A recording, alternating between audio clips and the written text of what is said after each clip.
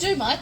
I'm a quantity surveyor, but I have other faults. But quantity surveying is very important for commercial property owners, so happy to chat about it today. I guess that's what we're chatting about today. We have done a previous episode with Mike, who showed us a couple of properties and what depreciation looks like. But I think this is time for an update, right? 2023, and so let's talk about what are some of the things that are new. But firstly, just tell the audience a little bit about you, your company, and what is the purpose, or even the point of it, and what comes out of it. Yeah, what is the point? I ask myself that sometimes, right?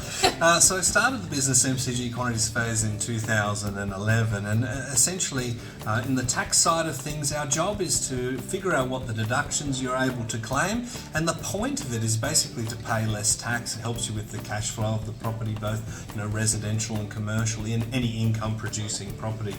As for what's changed, there's been pretty little in the legislation space within commercial. It's all fairly constant. However, construction costs have changed quite a lot in the last 18 months. We're talking about 20% increases across the board. Well, let's take it from the beginning. So, it's not saving tax. It's not paying less tax. It's tax minimization. Tax minimization, we've got to call it, right? So. Start from if we're buying just let's say simple office space. We're sitting here in an office space, simple office space. It's got a tenant in there.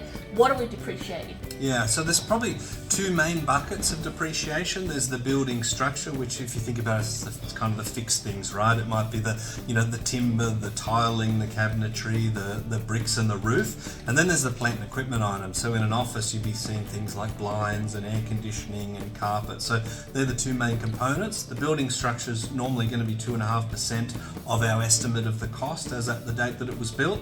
And the plant and equipment is all different. So, on average, it's probably around about 35% per year, up to 100% for certain assets. And then you've also got, instant asset write-offs and things you can access as well. Okay. So then let's change this up a little bit. So someone buys a older building because this year, we see that the interest rate and everything's changing. Right? Everything's changing. The interest rate, less spread between interest rate and yield. So people want to do uplift, right? They want to go and buy a property that is run down. They want to buy a property that is maybe that they can refurbish or do an extension on. What are we looking at there? Yeah, I think one thing that people get really confused at is that older properties, they might say older properties aren't great for depreciation, or maybe older properties there's nothing in it. But there is a cut-off date for depreciation on the original building structure, which for most commercial is 1982. But most properties don't stay original as built in, say, 1975 or 1980, because it's not the highest and best use, right? To attract a tenant or, to get the best return on that property, it might need renovations or extensions and that sort of thing. So any of those building works that are done, you'll be able to claim the plant and equipment components, like I mentioned before, carpets and blinds and fire systems and all of the furniture if you're doing that as well, and then the structural deductions. So whatever money's been spent on the property, it's most likely all going to be depreciable. Oh, right.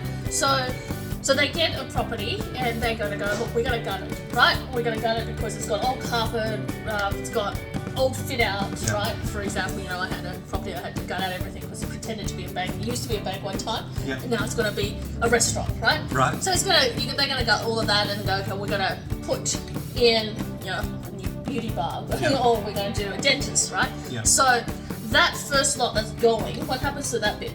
Yeah, so there's a term called scrapping, and that's where an asset sort of reaches its functional obsolescence, i.e. it doesn't necessarily have a functional value, but it might have a residual depreciation value. Now, the tax office says you sort of have to buy something with the intention to rent out as is to be able to scrap those assets, but that might just be a management agreement, right? And all commercial properties are purchased with the intention to rent it out. Like, even if you own it yourself, it's probably a different entity, the building to the business.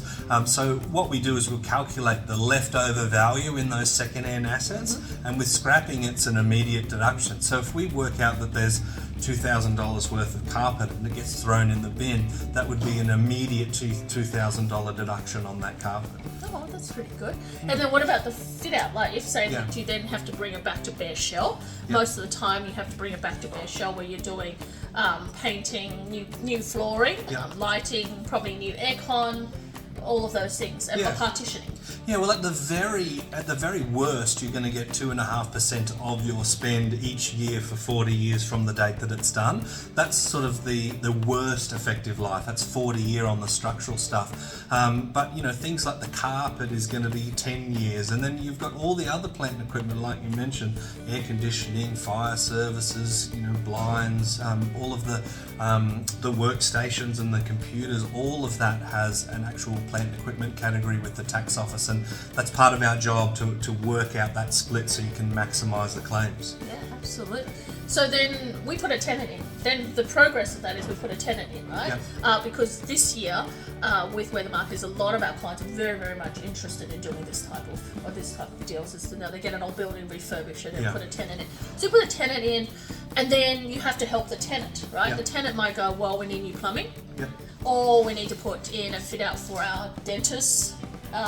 So all of that, if you're contributing to the fit out, so is that a new layer on the depreciation? Yeah, absolutely. And most sort of leases, and this is probably more your expertise than mine, but most leases will say if there's a contribution, then the tenant has to actually get a depreciation schedule to look at what's been done. So whatever you're contributing to, you'll be able to claim those deductions. And one tip for anybody that's listening, if there is a tenant and say a landlord spending a certain amount of money, if we're just doing a depreciation schedule, you've got to sort of figure out, well, who owns what, and it's much better to own the plant and equipment items than the structure. So if you are putting that deal together, that could be something that's communicated, that we're going to pay for the money, but this will be technically what we're paying for, and you can only claim the value of the item such as it is, and no more, right? So if it's $1,000, it's $1,000. However, $1,000 up front rather than having to wait 40 years to get it back is much better, right? Because $1 today is worth more than $1 tomorrow. Well, absolutely. So you get to claim that back, and then you've got the tenant in there, the tenant's happy, you get your cash flow, everybody is sort of in a happy stage. So then how often do they need to get this report? Yeah, look, the only time you would really need to get another report is, as you say, there's some additions, some improvements or anything like that. But the report lasts for 40 years. And if you are only doing one or two little changes, let's say a hot water system breaks or air conditioning, and putting that in, you wouldn't necessarily need to get us back because you'll know when it was done, the date and the cost. So really, it's a one-off. Okay, but I've got to actually just come up with a really interesting question. Now, sometimes, like, we've had some natural disasters, flooding and everything else, and then you've got the insurance company who's come in. Like, one of my insurance companies replaced the whole roof for me in one of my properties in Rockhampton. Yeah. Now, is that a depreciable asset? Like, should we be coming to you and say, well, now we've got a whole new roof? Yeah. And what happens? Like, because this is the thing where it's kind of like, we contributed the premium, but we didn't pay for $35,000 to replace the roof. So, but it's still our roof, right? Yeah. That's the hard thing. And another example of that is that, let's say you own a commercial property and the tenant does some work. If they pay for it, you can't claim it. Whereas the next person that buys the property will actually be able to claim that, right? Even though they didn't pay for it, it's kind of part of that price. Oh. So with insurance, you should definitely get some accountant's advice on that. Yeah. And it depends whether the value of the insurance works is a bigger proportion or the maximum proportion of the total value, but normally it wouldn't be depreciable unless you're actually paying for the works directly. But it's always good to get accountant's advice on that. That's really interesting because, see, when you sell it, that's actually a selling point then. Exactly. If you're replacing a whole roof, I mean, a lot of people do put that in the ads because one of the big things people worry about is replacing it because it's be like, 30, 50 grand straight up, even for a small property. And so if that's a depreciable for the next person, but not for you because insurance has replaced it, that's actually, a kind of bit of a win for them. Right? Yeah, absolutely. Like the same as with the tenancy sort of situation. If you're buying a property and the previous tenant has done all of this works, unless there's something in the contract to say that they're taking it out and taking it somewhere else, I mean, you're inheriting that, and there's a strong argument to say, well, the property is worth more because it's got a new roof, or it's because it's got that tenancy fit out that's going to remain with the property. Yeah, okay, that's very interesting. And then if you upgrade for the tenant. So the tenant wants to upgrade, like they want to do the extension, they want to have an alfresco dining area, and you pay a portion of that, then that's coming back to you to update that depreciation report. Yeah, absolutely. So depending on the level of works, we may need to go back and inspect, but it could just be an easy update if we know what was done and we've got the costs and the specs and those sorts of things. We can work it out. But in the commercial world, the ROI between what we charge and the deductions you get back is pretty fantastic, right? And we won't do a report unless we see a benefit for it. But we've done reports that might be worth $2,000 or $3,000, but we're talking nearly $1 million worth of deductions in the first year, so it's a pretty good payoff. Definitely. And then finally, before we finish off, but just what are some of the new things that's come up with depreciation this year or the last little bit over COVID? Yeah, this year we've got the addition of the sneeze guards in commercial properties, which is kind of a little bit gross to talk about, but of course, a lot of commercial entities have had to pay for these, sort of COVID safety mechanisms. So the ATO has come up with this a 2-year effective life on those plastic screens. But something is added each year. A couple of years there was beekeeping assets were an addition, and then we had panel beating stuff. So there's always kind of something that's added, but there's been sort of very little in the last little while apart from the sneeze guards. All right, well, it's always interesting to know these things as well, so I'm getting updates. And tell us one funny story out of depreciation before we finish it. Well, we were just... interesting.